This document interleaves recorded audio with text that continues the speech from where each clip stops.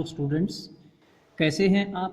शायद आप सभी खुश होंगे, अच्छे से पढ़ रहे होंगे। चलिए आज हम करते हैं स्टैटिक्स के पहले चैप्टर की तीसरी एक्सरसाइज के लिए basic result, triangle law of forces और उसका converse. Triangle law of forces. Suppose करो मेरे पास ये पॉइंट है O और इस पॉइंट के ऊपर तीन फोर्स काम करती है। सपोज एक फोर्स इस तरफ काम करती है and this is of magnitude P, और दूसरी फोर्स मेरे पास है वो इस तरफ काम करती है और इसका मैग्नीट्यूड है मान लिया Q, और तीसरी फोर्स है मेरे पास सपोज एक इस तरफ, ये इस तरफ है R, कितने मैग्नीट्यूड की? R मैग्नीट्यूड की। ओके, अब मैं एक प्रयास करता हूँ। वो क्या प्रयास करता हूँ? ये पॉइंट O मैंने फिर से दिखाया और इस P फोर्स को मैंने एज इट इज लिया, ये P फोर्स, और Q फोर्स जो ये थी इसको मैंने उठाया यहाँ से और यहाँ पर रख दिया P के हेड के ऊपर, ये Q, और तीसरी फोर्स जो R थी फिर उसको Q के ऊपर रख दो, तो वो ये एज इट इज मैंने R यहाँ रखी, तो ये R। तो बच्चों P फोर्स थी, फिर ये P के ऊपर मैंने Q लगाई, Q के ऊपर फिर आगे मैंने R फोर्स। मतलब इन तीनों फोर्स को, हैं तो ये एक ही पॉइंट पे काम कर रही, लेकिन मैं इनको इस तरह से शो करके देखता हूं कि क्या बनता है। तो बच्चों ये एक अटपटी सी फिगर बन गई है, कोई बात नहीं। अब मैं थोड़ा सा फोर्सेस के टाइप को मैं चेंज कर रहा हूं। सपोज P फोर्स ये है मेरे पास और Q फोर्स ये है और R फोर्स मेरे पास सपोज ये है, ये R फोर्स है। अब मैं फिर ऐसे ही प्रयास करता हूं, तो ये P फोर्स मैंने शो की, फिर इसके हेड के ऊपर मैंने Q फोर्स को रखा, ये Q फोर्स, और फिर R फोर्स को उठाया, इसके हेड के ऊपर रखा और ये R फोर्स है। बाई चांस ये सेटअप ऐसा है मेरे पास, इन तीनों फोर्सेस का मैग्नीट्यूड का और डायरेक्शन का बाई चांस ऐसा सेटअप है कि जब मैंने इनको इस तरह से रखा तो ये एक ट्रायंगल बन गई। मतलब हर किसी में एक ट्रायंगल नहीं बनेगी, जैसे इसमें नहीं बनी, लेकिन इसमें ये ट्रायंगल बन गई है। तो जब ऐसा होता है, इस केस को छोड़ो, हमारा इस केस से कोई ताल्लुक नहीं है, इस केस की हम बात कर रहे हैं। तो जब इस तरह से अगर सेटअप हो जाता है फोर्सेस का, काम तो एक ही पॉइंट पे कर रही हैं, लेकिन इनका सेटअप अगर हम इस तरह से करके देखें तो ये एक ट्रायंगल कंप्लीट हो जाती है। तो गारंटी है ये तीनों फोर्स इक्विलिब्रियम में होंगी, मतलब ये पॉइंट के ऊपर ये तीनों फोर्स एक दूसरे को बैलेंस कर देगी। मीन्स इस पॉइंट के ऊपर अल्टीमेटली जीरो फोर्स बचेगी, मतलब ये पॉइंट किसी तरफ भी मूव नहीं करेगा, यानी कि तीनों फोर्स इक्विलिब्रियम में होंगी। इक्विलिब्रियम का मतलब शायद आप क्लियर से समझ पा रहे होंगे, ठीक है। तो ये है बच्चों triangle law of forces. Triangle law of forces के अकॉर्डिंग मैं सिस्टमेटिकली एक बार बताता हूं। If there are three forces acting at a point and if they are representable in the form of a triangle, then these forces will be in equilibrium। तो आपको शायद concept clear हुआ होगा कि अगर ये तीनों फोर्स एक पॉइंट पे काम कर रही हैं और इनको एक ट्रायंगल की फॉर्म में आप लिख पा रहे हो P, Q एंड R को, तो ये तीनों फोर्स गारंटी है इक्विलिब्रियम में होंगी।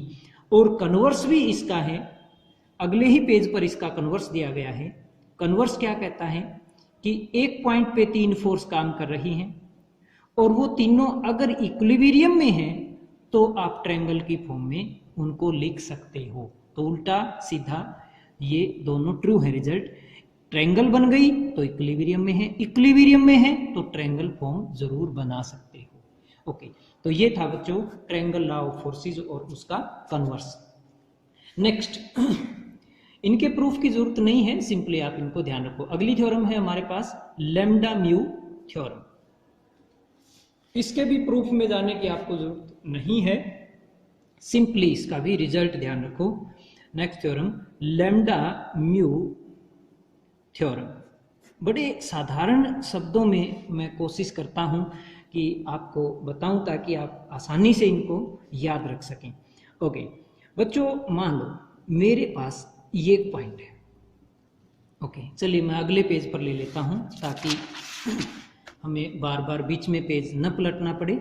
Lambda mu theorem.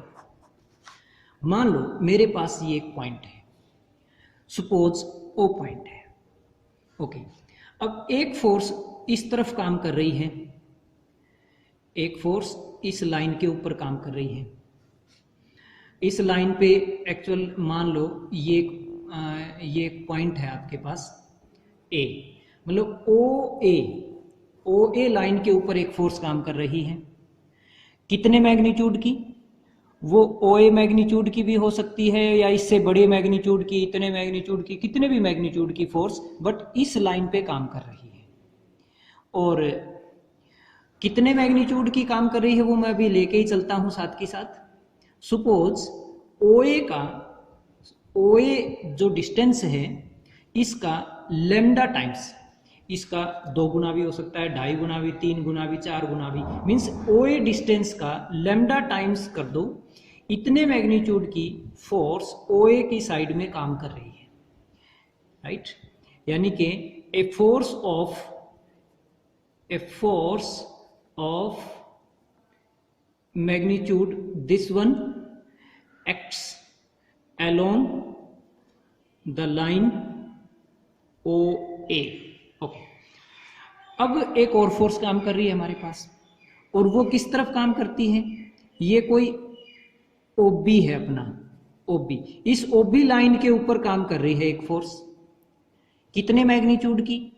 वो भी OB जितने मैग्नीट्यूड की भी हो सकती है, इससे कम भी हो सकती है, इससे बड़ी भी हो सकती है, डबल ट्रिपल कितने भी टाइम्स OB की उसका मैग्नीट्यूड हो सकता है। यानी कि another force of magnitude mu times of OB, मतलब इस OB का म्यू टाइम्स, मीन्स OB का 2 गुना, 3 गुना, आधा, 2.5 गुना, कुछ भी हो सकता है। Mu times acts along the line OB।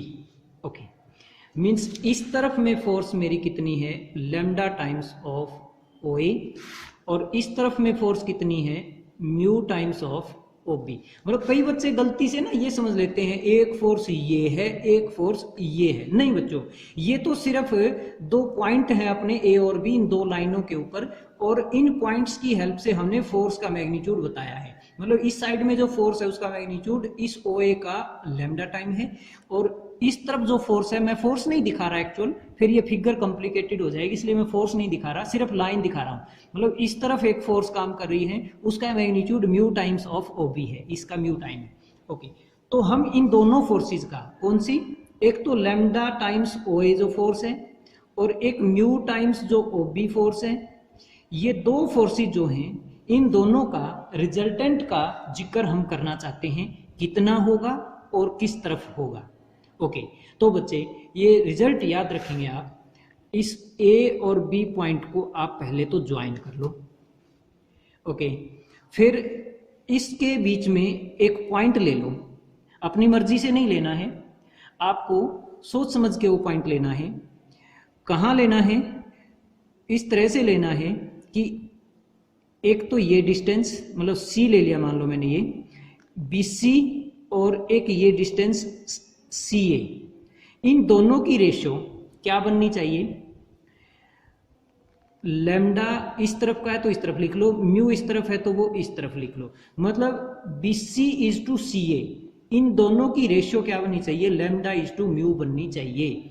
मतलब BC इज टू CA किसके इक्वल होना चाहिए, लैम्डा इज टू म्यू के इक्वल होना चाहिए। ऐसा सी पॉइंट हमने यहां लिया है। ओके, तो बच्चों जो रिजल्टेंट होगा इस तरफ और इस तरफ वाली फोर्सेज का, वो इस ओसी के लाइन के ऊपर लाई करेगा, इस लाइन पे लाई करेगा।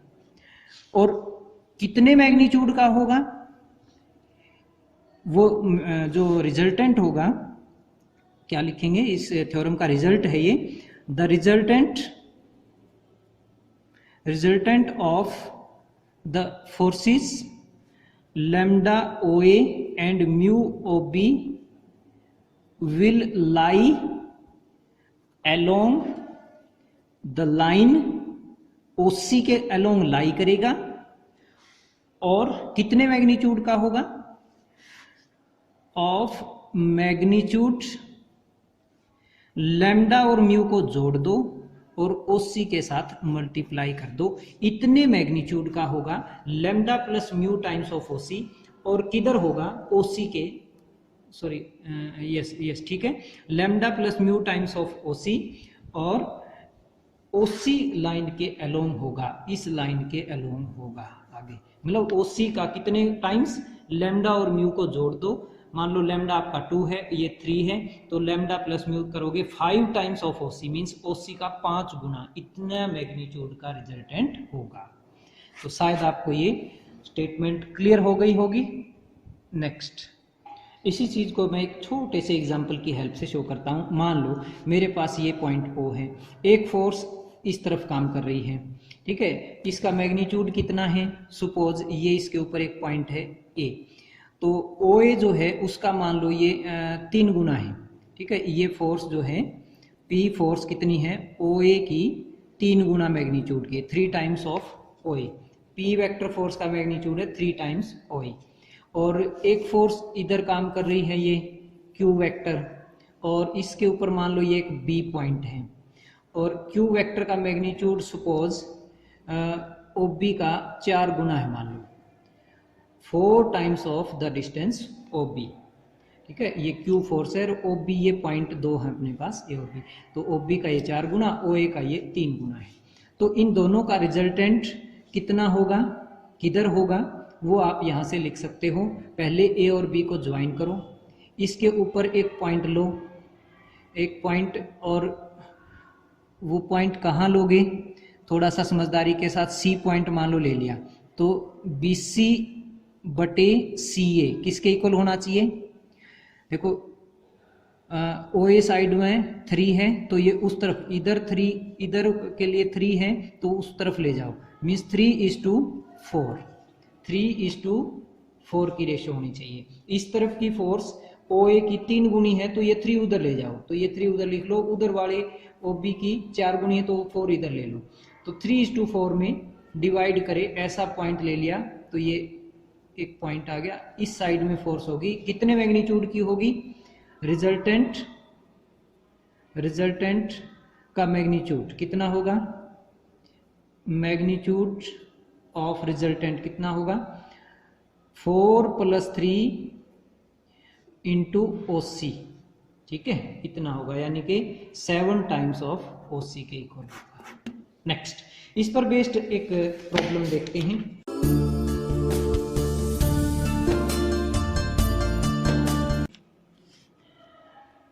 अभी हमने जो ट्रायंगल लॉ पढ़ा और लैम्डा म्यू थ्योरम पढ़ी, इसी पर बेस्ड ये एक्सरसाइज की प्रॉब्लम्स अपने को मिलेंगी। तो फर्स्ट एग्जांपल जो है हमारा ये ट्रायंगल लॉ पर बेस्ड है। ओके, तो देखते हैं एग्जांपल नंबर 1। पहले मैं इसकी स्टेटमेंट आपको बताता हूं। If D and E are the middle points of side AB and AC of a triangle ABC, अपने पास ये एक ट्रायंगल है ABC, इसके 2 साइड्स के मिड पॉइंट आपको दे रखे हैं। AB का मिड पॉइंट है D, AC का मिड पॉइंट है E। तो प्रूव क्या करना है, prove that resultant of the forces represented by BE ये वाली B से E और D से C, DC, this force plus this force, यानी कि इन दोनों का रिजल्टेंट दिस प्लस दिस, वो किसके इक्वल प्रूव करना है, represented in magnitude and direction by 3/2 times of BC। क्या प्रूव करना है? BE plus DC equal to 3/2 times of BC, 3/2 times of this BC, यानी कि इसको और इसको दोनों को BC की टर्म्स में शो करना है। इन दोनों का सम जो है वो BC की टर्म्स में आना चाहिए। तो देखिए यही दिखाना है, BE plus DC equal to 3/2 times of BC। चलिए देखते हैं, इसके स्टेप्स बड़े सिंपल हैं। अपने पास ये ट्रायंगल है ABC, इसका मिड पॉइंट D और इसका मिड पॉइंट E है। ओके, तो B से E को मिला दिया। अब मैं इस ट्रायंगल को लेता हूं 1 मिनट के लिए। ट्रायंगल लॉ ऑफ फोर्सेस क्या कहता है? This force plus this force equal to 0, यानी कि BC force plus CE force plus EB force equal to क्या होगा? 0। इक्विलिब्रियम में है ना, इक्विलिब्रियम में का मतलब इक्वल टू 0। इन तीनों फोर्सेस का sum this plus this equal to 0, क्योंकि ट्रायंगल बन रही है ना, ट्रायंगल बन रही है तो ये इक्विलिब्रियम में होंगी। तो यहाँ से 1 मिनट के लिए मैं इसको उधर ले जाता हूँ। CB का क्या बन जाएगा? EB का माइनस बन जाएगा, ये एक तरफ रखो, BC प्लस CE। लेकिन माइनस ऑफ EB को क्या मैं BE लिख दूं? तो BE फोर्स आ गई मेरे पास BC प्लस CE। लेकिन C से E, क्या ये C से A का हाफ नहीं है? तो इसको लिख दो, BC को एज इट इज रहने दो, हाफ ऑफ C से A E। अपने पास BE फोर्स आ गई है, इक्वेशन 1। ठीक ऐसे ही अब हम करेंगे इसके लिए, ये ट्रायंगल पे काम करेंगे। अगले पेज पर चलते हैं। सेम जैसे इस ट्रायंगल के लिए किया, हम इसके लिए करेंगे this plus this equal to this, यानी कि DC equal to DB plus BC, DC equal to DB plus BC। और DB क्या है? हाफ ऑफ AB है, तो ये मैंने रख लिया, BC को एज इट इज रखा। ये आ गई मेरे पास इक्वेशन नंबर 2। अब दोनों को ऐड कर देते हैं हम। ये अपने पास एक BE फोर्स थी, एक DC फोर्स आ गई, इन दोनों को ऐड किया तो ये अपने पास 2 टाइम्स ऑफ BC, क्योंकि BC दोनों के अंदर है, BC इसमें भी आ गया और BC देखिए इसमें भी है, BC ये BC, तो दोनों का डबल, और ये दोनों इकट्ठे अलग से लिख लेंगे। This is 2 times of BC plus half बाहर निकाल लिया दोनों में से, CA प्लस AB। तो बच्चों 2 times of BC as it is, half of CA plus AB। देखिए फिर से, CA plus AB, CA plus AB, क्या मैं इसको CB लिख दूं? तो ये CB, तो ये भी, ये हमारे पास BC है, ये CB है, तो इसको हम एक्चुअल CB वेक्टर को BC में बदल लें। 2BC प्लस से क्या बन जाएगा? माइनस, ये बन जाएगा BC फोर्स। अब इसको सोल्व कर लो, BC सेम है, तो this is 3/2 times of BC। यही हम दिखाना चाहते थे कि BE force plus DC force equal to this one. बच्चों ऐसे क्वेश्चन +2 क्लास में वेक्टर में भी आते थे, सेम इसी तरह से कैलकुलेशन करते थे। एक्चुअल अब हम फोर्स पे काम कर रहे हैं, और फोर्स अपने आप में एक वेक्टर ही तो है, तो इसलिए यही प्रॉब्लम्स वहाँ +2 क्लास में भी आती थी। नेक्स्ट, आज का लेक्चर शायद यहीं ख़त्म कर देना चाहिए, क्योंकि काफ़ी लंबा हो जाएगा लेक्चर। इसकी कुछ प्रॉब्लम्स हम अगले लेक्चर में करेंगे। ओके, धन्यवाद।